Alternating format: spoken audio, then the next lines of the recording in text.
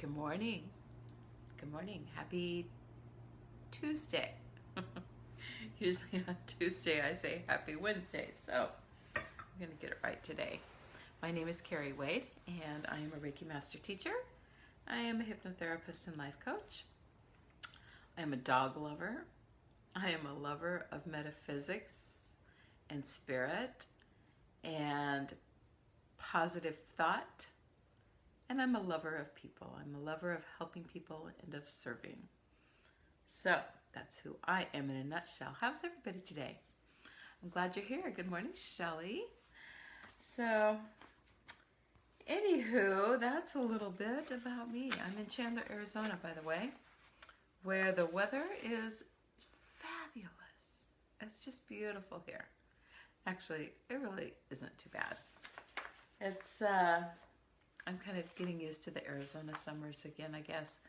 Last year and the summer before were, I was kind of grouchy all summer, but I think I must be acclimating myself once again to Arizona after being away for 9 years. And this summer is just not bothering me so bad. So that might be that I'm not out running around in it all day and don't have to be getting in and out of cars and sitting in traffic and all that sort of thing. So I'm very blessed to be able to say that. So anyway, I was reading this weekend Dr. Joe Dispenza's blog. And he wrote an article about coming home, tips for integrating your new personality into your old personal reality. And he basically wrote this for people that are like, that have been like at one of his retreats and are like integrating all these new changes into their lives, and then you have to go back home and go back to reality. But these are also just practical tips on how we can do that, even if we have not been at an event recently. They can apply to us anytime when we want to make real lasting changes in our life. So I'm just going to read to you these little tips that he's got here. Most importantly, do the work and do it every day. Don't make excuses to not do the work. If you keep reminding yourself of who you want to be, while at the same time staying conscious of who you no longer want to be, eventually your personal reality will transform to match your new personality. Never stop learning. Fill your brain with knowledge and review the information you've learned regularly so you can continue to assign meaning to what you're doing and why. Oh, that one really speaks to me. I can't stop learning. Good morning, Melissa. I'm like an education junkie in my old age. It's crazy. View your life as an initiation or test. This way, you won't be a victim to any of your life's circumstances. When you view life as an initiation, you are challenged to bring a greater level of mind to the obstacles in your life. Isn't that brilliant? Remember, you can't overcome a challenge with the same level of mind that created it. I like that one. Fourth one is find time each day to reflect. Think about how you feel doing the work or not doing the work, the voices that may be holding you back, the knowledge you are gaining, and the challenges you need to rise to in order to overcome yourself. Then ask yourself, how did I do today? How could I have handled some situations better?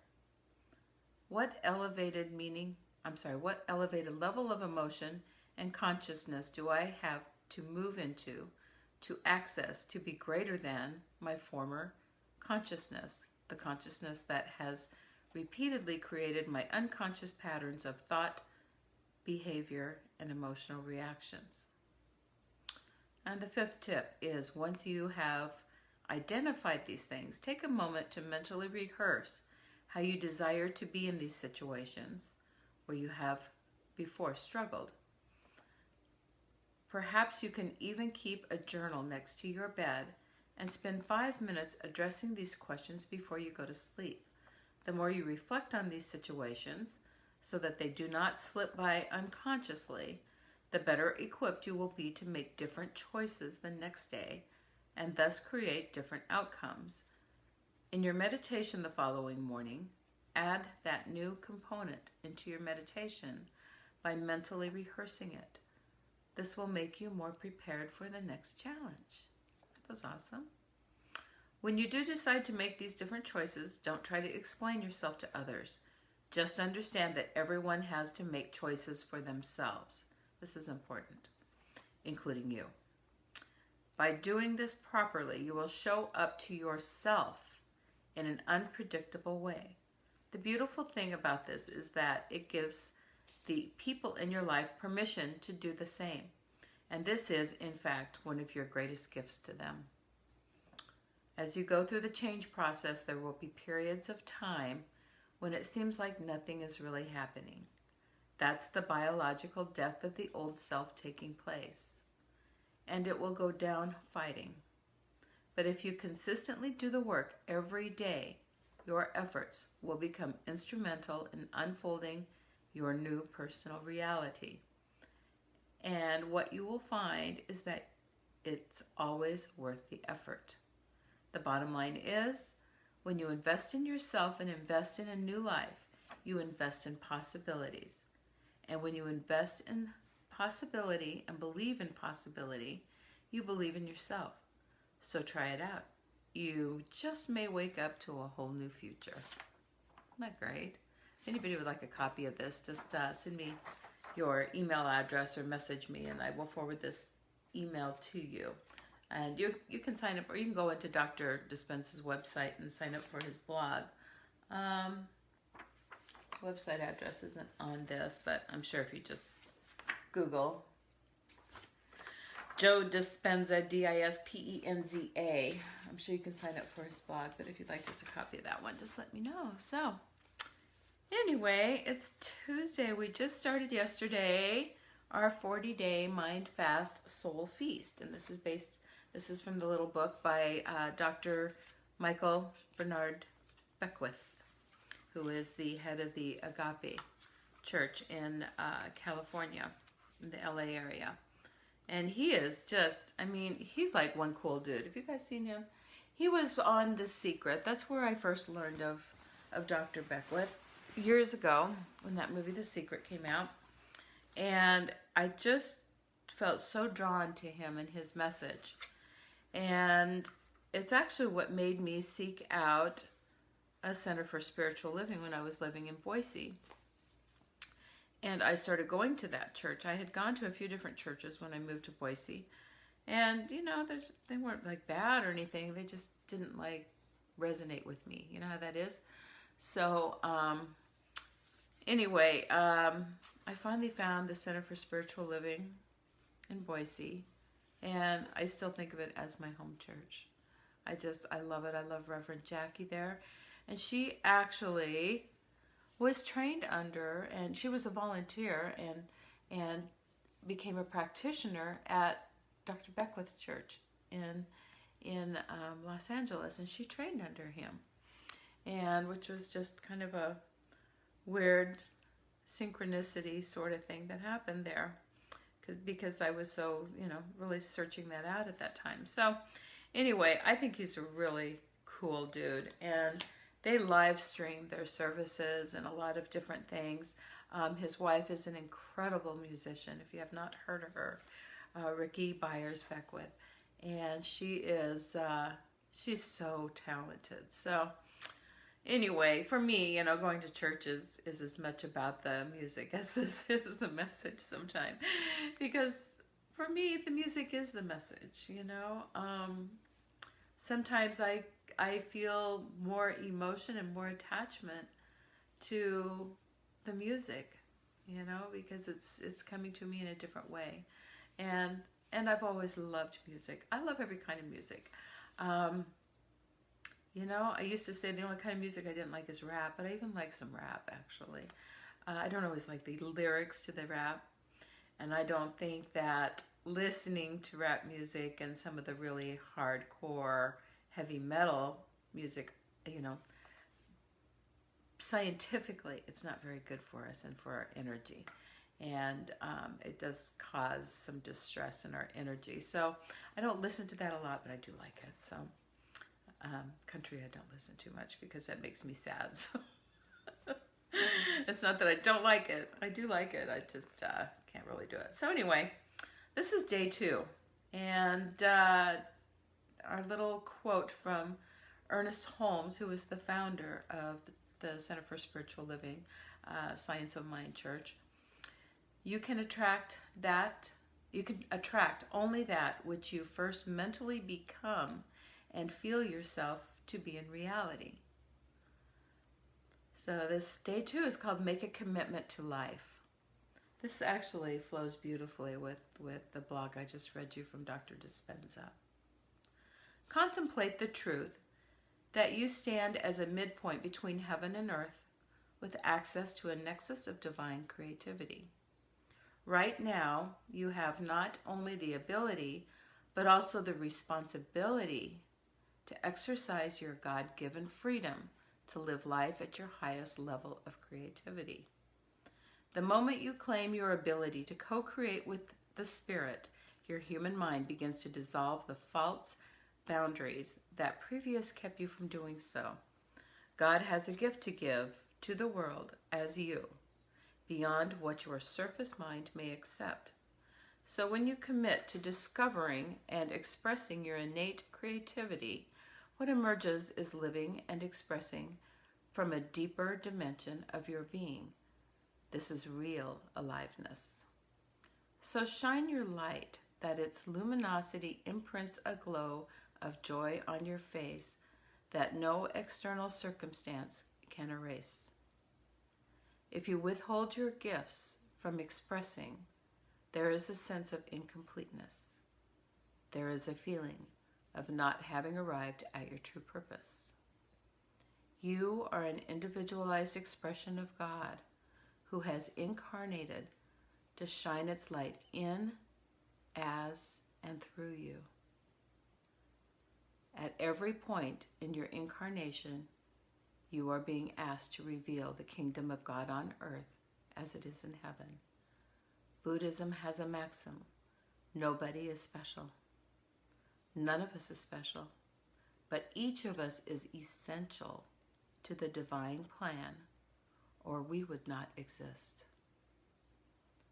Today, as you sit to meditate and pray, make a commitment to fling open wide the portals of your consciousness and the door of your heart as you invite that which created you in its own image and likeness to reveal how you may breathe each breath and walk each step as a free agent of conscious co-creativity.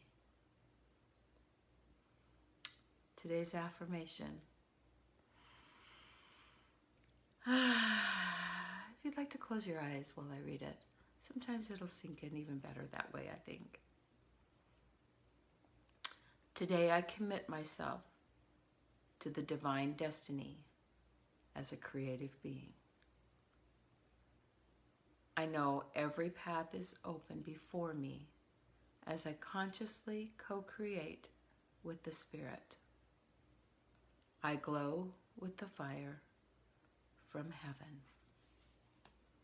And so it is. Amen.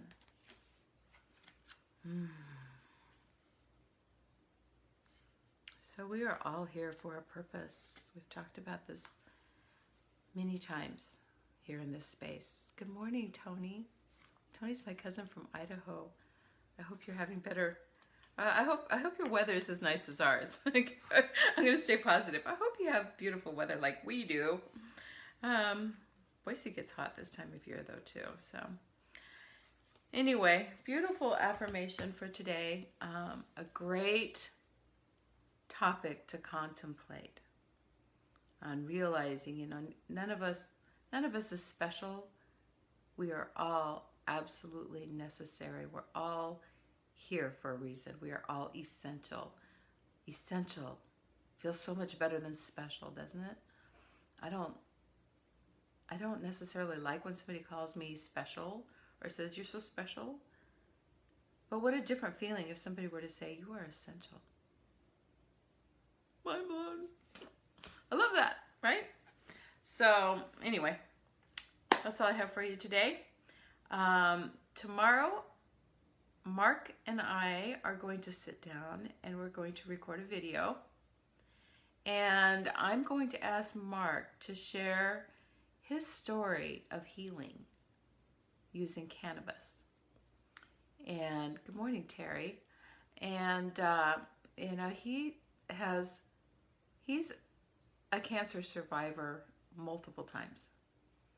And he's very knowledgeable about the whole CBD oil and THC and hemp and all that sort of stuff. So I've been doing some research. I'm going to share some information, and I'm going to ask him to share his story and to enlighten us a little bit. And so I think that'll be fun. I don't know when I'll put that up, probably either Wednesday night or Thursday.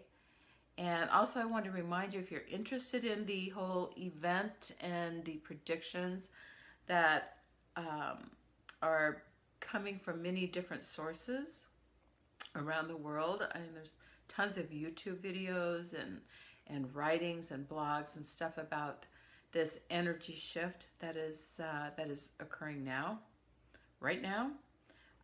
We do have a private group for that. And I just ask that you be open-minded and share and take what you like from it and contribute to it and ask questions or offer information. And, you know, I'm a newbie in that whole thing. I've heard about it for many years, but I haven't bought into it, and I'm still buying into it, I guess you could say. Hi, Mark. And so I'm still learning about it and just keeping an open mind and practicing discernment. But I know that there is some real energetic things happening.